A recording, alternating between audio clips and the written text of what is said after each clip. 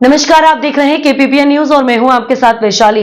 तहसील कैसरगंज क्षेत्र के थाना फक्करपुर भीम आर्मी के कार्यकर्ताओं से होली के दिन ग्राम कचनापुर में हुए विवाद को लेकर एक पक्षीय मुकदमा पंजीकृत किया गया।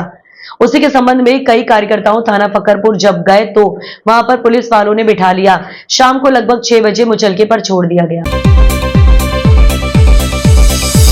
इस संबंध में मीडिया कर्मी सुनील कुमार गुप्ता ने भीम आर्मी के पदाधिकारी से जानकारी ली तो उन्होंने बताया कि 30/4/2025 को लगभग दिन में 11 बजे भीम आर्मी के कार्यकर्ता तथा पदाधिकारी को थाने में बैठाने के बाद स्कूल की बस में सारा दिन घूमते रहे।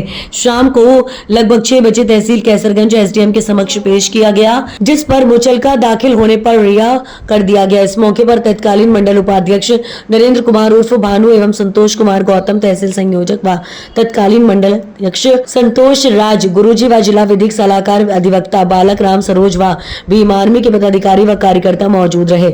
अब सुनिए भीम आर्मी की जुबानी। तहसील के परिसर में मौजूद हूँ।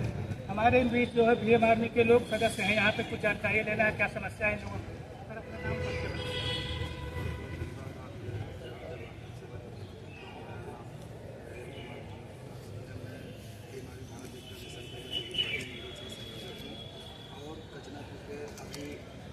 होली में मार्च में 10 मार्च के दिन कचनापुर के प्रकरण में दोनों पक्षों में विवाद हुआ। विवाद को लेकर के एक पक्ष का मुकदमा लिख दिया गया और जो दलित समाज के थे उनका मुकदमा नहीं लिखा गया, जबकि उनको काफ़ी चोटें आई थी, सर फटा हुआ था।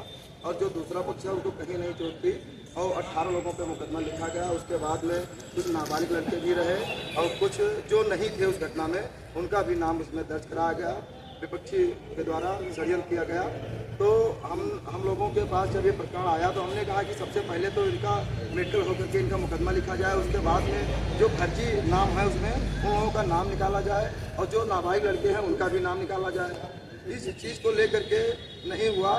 और एक अभी बिलोरा मोड़ पे एक प्रकरण रहा, एक लड़के को गाली गलौज हुआ, मारपीट हुआ, उसके और मैंने पुलिस को अवगत भी कराया, एप्लीकेशन भी दिलाया, उस पर भी कोई कार्रवाई नहीं हुई।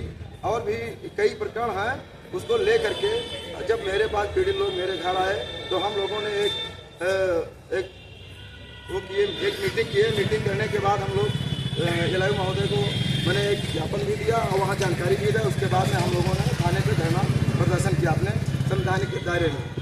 लेकिन अभी तक कोई कार्रवाई नहीं हुई।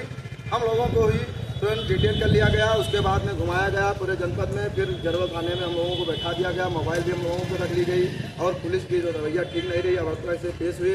और ये देखिए कि अभी हम देख रहे हैं, चाहे वो दुर्गा पूजा हो, चाहे जो भी कार्यक्रम होते हैं और भी वहाँ तलवार भी लहराई जाती है, सारी चीज़ें होते हैं। अभी सीतापुर में कारणी सेना वाले भी बहुत दमखम के साथ वो वहाँ तलवार लहराए, सारी चीज़ें किए। वहाँ 144 धारा नहीं लागू थी, हम लोगों पे 144 धारा बता रहे हैं लागू है। ये बताओ कि दलित का आवाज़ दबाने का काम कर रहे हैं, हम लोगों के आवाज़ दबाने का काम कर रहे हैं, दबाना चाहते हैं। लेकिन ये भीम आर्मी दबे कि नहीं, ईंट से ईंट बजा के रहेगी।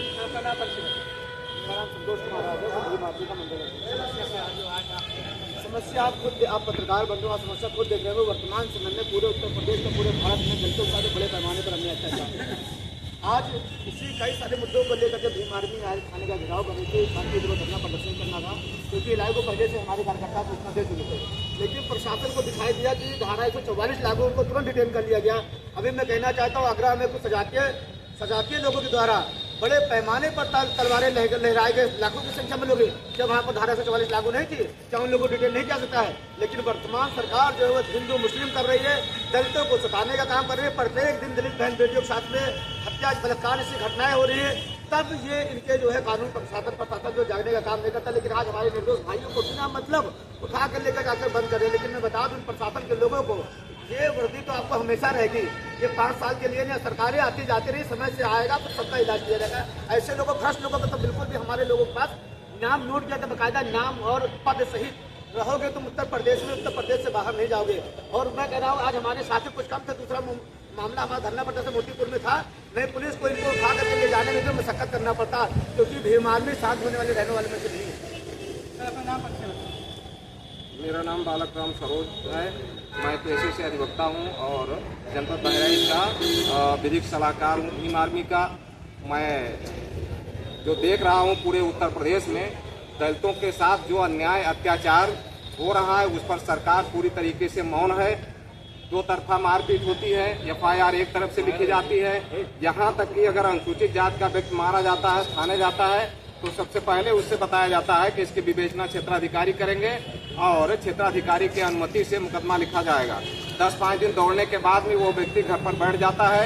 यदि FIR लिखी भी जाती है तो उसमें SC/ST एक्ट की धाराएं नहीं लगाई जाती हैं, जिससे कि शासन प्रशासन को दिखाने के लिए कि नहीं मेरे यहाँ अनुसूचित जाति का उत्पीड़न नहीं हो रहा है, इसलिए अनुसूचित जाति जनजाति अत्याचार निवारण अधिनियम 1989 के अंतर्गत FIR नहीं होती है। अगर FIR होती भी है तो उसमें SC/ST एक्ट की धारा नहीं लगाई जाती है। इसी तरीके से पूरे उत्तर प्रदेश में जितना जघन्य अपराध हमारे समाज के साथ हो रहा है, शायद आज़ादी में भी इतना अपराध नहीं हुआ होगा जो इस समय हो रहा है।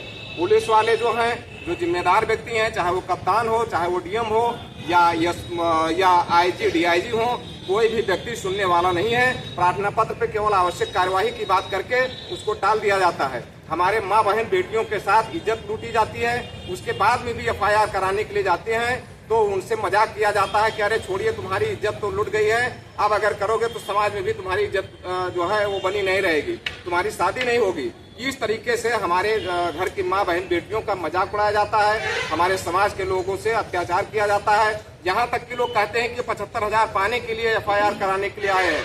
अरे मैं कहता हूँ शर्म नहीं आती है तुम लोगों को कि जो है वो मार खा करके दलित समाज का व्यक्ति जाता है, उसके बाद में उसकी FIR नहीं होती है।